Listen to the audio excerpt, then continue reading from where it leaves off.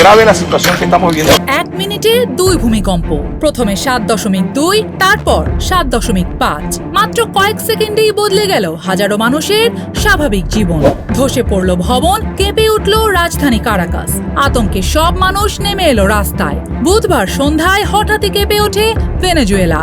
মার্কিন ভূতাত্ত্বিক জরিপ সংস্থা USGS জানায়, প্রথম ভূমিকম্পটি ছিল 7.2 মাত্রার। কেন্দ্র ক্যারিবীয় উপকূলের মোরন শহরের পশ্চিমে, রাজধানী কারাকাস থেকে প্রায় 168 কিলোমিটার দূরে, গভীরতা 22 কিলোমিটার।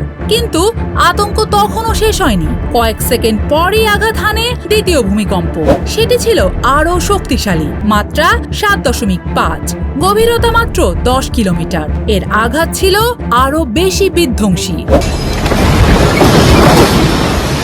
2 দফা শক্তিশালী কম্পনে দুলতে থাকে রাজধানীর বহুতল ভবন। অনেক মানুষ অফিস, অ্যাপার্টমেন্ট ও শপিং কমপ্লেক্স থেকে দৌড়ে বেরিয়ে আসেন। চোখের সামনে ভবনের দেয়াল ভেঙে পড়তে দেখেন অনেকেই। কোথাও কোথাও পুরো দেয়াল ধসে পড়ায় ভবনের ভেতরের আসবাবপত্র পর্যন্ত রাস্তা থেকে দেখা যাচ্ছিল। কারাকাসের কয়েকটি এলাকায় ধুলোর বিশাল মেঘ আকাশ ঢেকে ফেলে। বিদ্যুৎ বিচ্ছিন্ন হয়ে যায়, ভেঙে পড়ে মোবাইল নেটওয়ার্ক।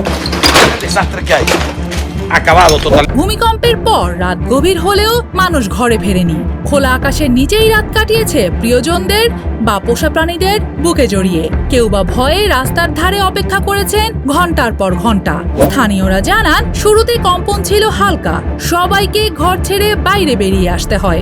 অনেক ভবন এক পাশ থেকে আরেক পাশে দুলছিল। অ্যাপার্টমেন্টের ভেতরের সবকিছু মেঝেতে পড়ে যায়।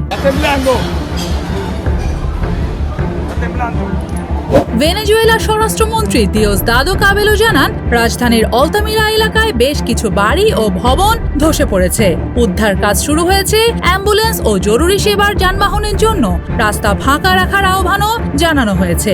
এদিকে ক্ষয়ক্ষতির কারণে বন্ধ ঘোষণা করা হয়েছে মাইকেতিয়া আন্তর্জাতিক বিমানবন্দর। স্থগিত শিক্ষা কার্যক্রম।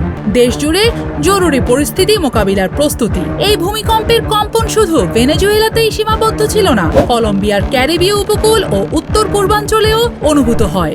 ব্রাজিলের আমাজন অঞ্চলের মানাউস, বেলেম ও মাকাবার ভবনগুলো পর্যন্ত খালি করে দেওয়া হয়। ভূমিকম্পের পর কিছু অঞ্চলের জন্য সুনামি সতর্কতাও জারি হয়।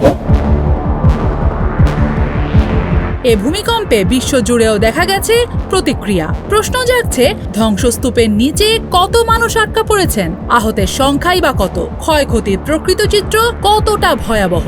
এসব প্রশ্নের পূর্ণ উত্তর এখনো না পাওয়া গেলেও উদ্ধার অভিযান শেষেই পাওয়া যাবে আসল তথ্য।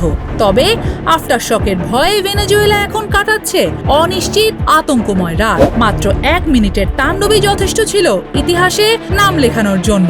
আর পুরো জাতি এখন অপেক্ষা করছে একটি প্রশ্নের উত্তর জানতে, এই কালো রাতের প্রকৃত মূল্য আসলে কতটা ভয়ঙ্কর হতে যাচ্ছে। Mira este desastre. Este es Maiquetía, en las ascensores donde están.